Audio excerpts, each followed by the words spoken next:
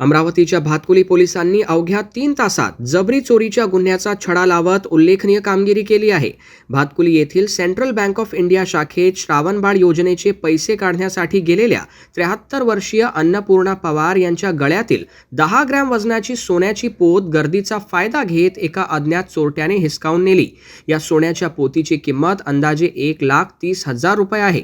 घटनेनंतर अन्नपूर्णा पवार यांच्या मुलाने भातकुली पोलीस ठाण्यात तक्रार दाखल केली। त्यानुसार पोलिसांनी भारतीय न्याय संहितेच्या कलम 309(4) अन्वये गुन्हा दाखल करून तपास सुरू केला। गुन्हा दाखल होताच पोलिसांनी गोपनीय बातमीदार आणि तांत्रिक विश्लेषणाच्या मदतीने तपासाला वेग दिला। परिसरातील तब्बल 20 सीसीटीव्ही कॅमेऱ्यांचे फुटेज तपासण्यात आले। या तपासातून पोलिसांना महत्त्वाचे धागेदोरे मिळाले आणि अवघ्या 3 तासात गुन्ह्याचा उलगडा करण्यात यश आले।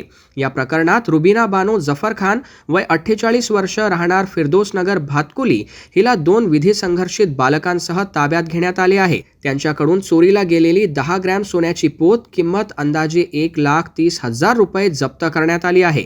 सीसीटीव्ही फुटेज, तांत्रिक विश्लेषण आणि पोलिसांचा जलद तपास यामुळे भातकुली पोलिसांनी अवघ्या 3 तासात जबरी चोरीचा गुन्हा उघडकीस आणला।